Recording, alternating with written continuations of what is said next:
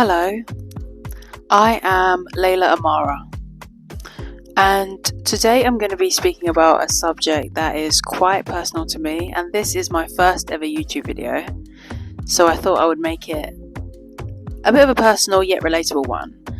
These are something that's kept me going, something that's kept me sane, and something that's kept me grounded and in my flow. And something that I've experienced and that's quite well that I put through an experience, I would say. And in doing so, I literally created these 5 pillars. So these 5 pillars are the 5 pillars of self-care. And the first one, I'm just going to go straight into it. Number 1, stillness before stimulation.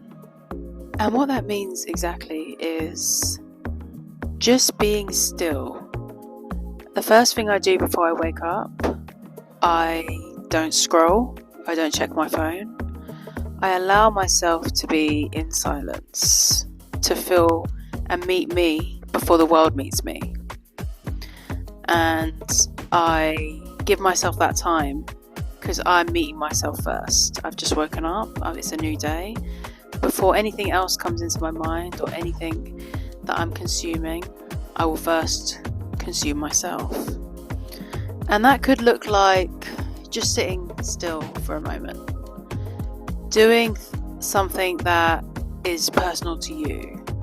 I mean, it might be getting up and doing what you do in your normal routine, but it would mean doing it in your own body, in your own pace, in your own time, and really just spending that time with yourself and in your own mind, and what thoughts pop up to you before you first consume anything, before you first are stimulated by the environment around you and consumptions.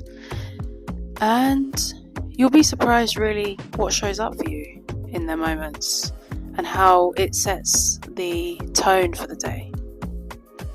Pillar 2, movement over motivation.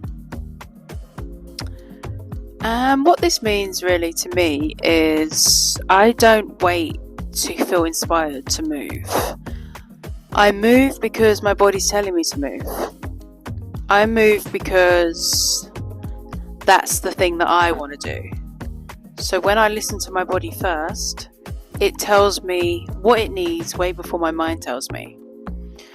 It could look like going to the gym for a full workout, or it could look like sitting down for a few moments and just lighting a candle, or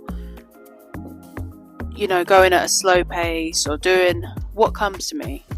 I always listen to my body first, and I never wait for motivation.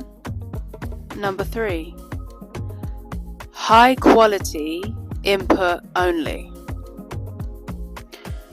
High quality input only. What that means for me is I don't follow anybody that doesn't nourish me. I don't consume anything that doesn't nourish my worth. I would rather not scroll. I used to scroll endlessly and consume and take in, but now I realised it's a part of my self-care journey. Anya,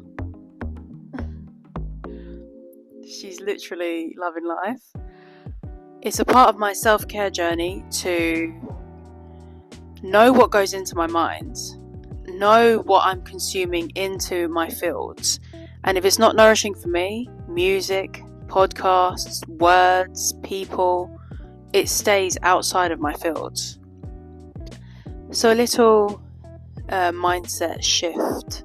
And I just want to touch on self-care is not just about lovely bubble baths and face masks, although that is a part of it, to nourish your body as well.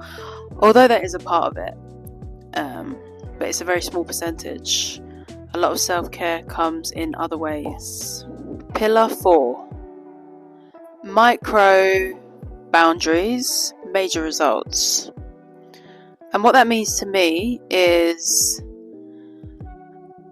Okay, so boundaries, people often confuse boundaries with a big wall or a dramatic, a dramatic cut off or something like that. Although that can be a part of your boundary as well, but by micro boundaries, I mean not replying straight away, saying and being okay with that, within yourself, and saying no more often, and saying no when you want to say no, and not saying yes when you want to say no, and checking in with your body first before you make that yes decision. Because sometimes we could say yes because we want to impress or please people, or we want to make people feel better, but a part of your micro boundary that gives you the major results is saying no when your body tells you to stay at home, or when your body tells you, actually, no, I don't want to hang around with that person, or no, actually, I don't want to do that. Actually, no, I don't feel comfortable with that, and not saying yes just because you want to keep that person around you or in your life, or whatever the scenario may be. Just something to really think about in that respect, because what one might perceive as a boundary is actually not, when it's smaller things that you're doing that make up the bigger picture, in a way. Pillar 5. Ritual over routine. Now, I used to force myself to be overproductive or force myself to be productive because I thought being productive is going to get me places. Being productive is going to make me feel better about myself and make me feel like I've done something and more with my time and more of my efforts. When in actual reality, when I started to change the routine for these small, what I like to call sacred moments, they made such a big difference to me. And that could be, that for me, that looks like lighting a candle, oiling my scalp, doing my skincare, like doing things that feel nourishing to my body, putting on a really lovely song that I like, and making a meal for myself, being present in silence sometimes while I make my notes and write things down. Like, it's the small things for me that I turn into overproduction into small sacred acts that were so much more meaningful to me when I did it. And that made the world of difference in how I viewed the way I do things, and really how I viewed my whole self and what self-care was. It's those small little things that you change around and how you change them around. If any of this hit home for you, or you want to share some of your self-care pillars, feel free to do so in the comment section, and let me know really how you build your routine, or how you show yourself those acts of self-care in any way.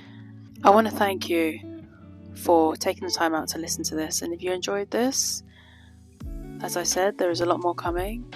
Do subscribe, and I'll see you again in the future.